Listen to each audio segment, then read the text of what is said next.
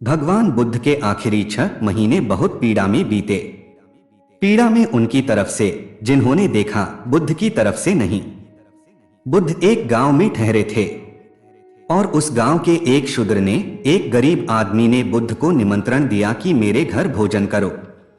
भगवान ने उसका निमंत्रण स्वीकार कर लिया। सुबह सुबह जल्दी आ गया था। वह जानता था उसका नंबर बाद में तो नहीं आ पाएगा। इससे पहले और लोग निमंत्रण न दे, वह बहुत सुबह उठ भगवान की गंध कुटी के सामने आ बैठा।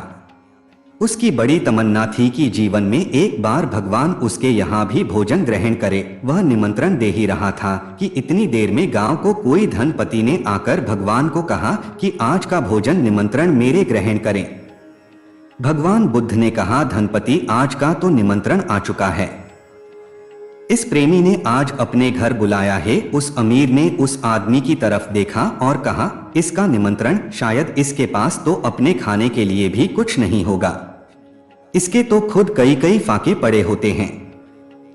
तब उसने उसकी तरफ देखकर उससे पूछा, क्या मैं कुछ गलत कहा रहा हूं? उस व्यक्ति ने गर्दन हिलाकर हामी भर दी, इसके पास कुछ तो खिलाने के लिए होगा, तभी तो यह इतनी दूर से मुझे निमंत्रण देने के लिए आया है। जो भी हो, इसके पास जो भी होगा, अब निमंत्रण तो इसी का स्वीकार कर चुका हूं और इसी के घर भोजन करूंगा। जाओ गृहपति, आप भोजन की तैयारी करो, आज का भोजन आपके यहां है। भगवान बुद्ध गए। उस आदमी को भरोसा भी न था कि भगवान उसके घर पर भी कभी भोजन ग्रहण करने के लिए आएंगे। उसके पास कुछ भी न था खिलाने को। वस्तुत वह अमीर ठीक कह रहा था। रूखी रोटियां थीं। सब्जी के नाम पर बिहार में गरीब किसान, वह जो बरसात के दिनों में कुकुरमुत्ते पैदा हो जाते हैं लकड़ियों पर, गंदी जगह में उस कुकुरमुत्ते को इकट्ठा कर लेते हैं, सुखाकर रख लेते हैं और उसी की सब्जी बनाकर खाते हैं। कभी कभी ऐसा होता है कि कुकुरमुत्ते पॉइजनस हो जाता है, जहरीला हो जाता है, सांप वगैरह के गुजरने के कारण। वह ऐसी जगह पैदा हो गए हो जहां जहर मिल गया। तो कुकुरमुत्तों में जहर था।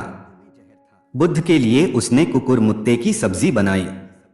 वह एकदम कड़वे जहर थे, मुंह में रखना मुश्किल था, लेकिन उसके पास एक ही सब्जी थी। तो भगवान बुद्ध ने यह सोचकर कि अगर मैं कहूं कि यह सब्जी कड़वी है तो यह कठिनाई में पड़ेगा, उसके पास कोई दूसरी सब्जी नहीं है। वह उस जहरीली सब्जी को खा गए। उसे मुंह में भी रखना कठिन था। पूरी को मांग कर कि बहुत सुस्वाद बनी है कहकर खा गए, ताकि इसे बाद में भी पता न चले कि यह जहरीली सब्जी थी। खूब आनंद लेकर खाते रहे। जैसे ही भगवान बुद्ध वहां से निकले, उस आदमी ने जब सब्जी को चखा तो वह तो हैरान हो गया। यह क्या, यह तो कड़वी जहर सब्जी है। वह भागा हुआ आया और उसने कहा कि आप क्या करते रहे? वह तो जहर है। वह छाती पीटकर कर रोने लगा। लेकिन बुद्ध भगवान ने कहा, तू जरा भी चिंता मत कर, क्योंकि जहर मेरा अब कुछ भी नहीं बिगाड़ सकेगा, क्योंकि मैं उसे जानता हूं जो अमृत है। तू जरा भी चिंता मत कर, घर जा। लेकिन फिर भी उस आदमी की चिंता तो हम समझ सकते हैं कि उससे अनजाने में क्या हो गया। उसे अंदरूनी तौर पर कितनी गिलानी, पीड़ा, पश्चाताप हो रहा होगा कि उसने ये कर दिया।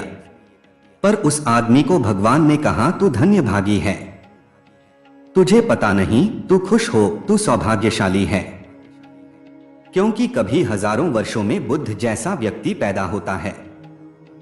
दो ही व्यक्तियों को उसका सौभाग्य मिलता है। पहला भोजन कराने का अवसर उसकी मां को मिलता है और अंतिम भोजन कराने का अवसर तुझे मिला है। तू सौभाग्यशाली है, तू आनंदित हो। ऐसा फिर सैकड़ों हजारों वर्षों में कभी कोई बुद्ध पैदा होगा और ऐसा अवसर फिर किसी को मिलेगा। उस आदमी को किसी तरह समझाबूझकर लौटा दिया। बुद्ध के शिष्यों ने जीवन वैद्य को बुलाकर जब पता कराया कि भगवान की तबीयत क्यों खराब रहती है, तब उसने बताया कि इन्हें जहर दिया गया है। तब भगवान के अन्य भिक्षुओं के साथ आनंद रोने लगा कि वह आदमी तो हत्यारा है, उसने आपको जहर दिया है। भगवान ने कहा, ऐसी बात भूल कर भी मत कहना। अन्यथा उस आदमी को कोई जीवित नहीं रहने देगा। आनंद, तुम गांव में लोगों को भेजकर यह डोंडी पिटवा दो, ये खबर करवा दो कि दो ही आदमी परम सौभाग्यशाली होते हैं, जिसने पहला भोजन बुद्ध को कराया और जिसने अंतिम भोजन बुद्ध को कराया। मरने के वक्त तक सब लोग यही कहते रहे कि आप एक बार तो कहा देते कि यह सब्जी कड़वी है, विषाक्त है। तब हम पर यह वज्रपात अकस्मात न गिरता। आपने भी यह क्या किया? और भगवान केवल मुस्कुराए और कहने लगे, जानते हैं, यह तो निमित्त है, कैसे जाना, कोई तो बहाना होना ही था। यह वज्रपात गिरना तो था ही, इससे क्या फर्क पड़ता है कैसे गिरा। जहां तक मेरा संबंध है मुझ पर कोई वज्रपात नहीं गिरा, क्योंकि मैंने उसे जान लिया है जो अमृत है, जिसकी कोई मृत्यु नहीं होती।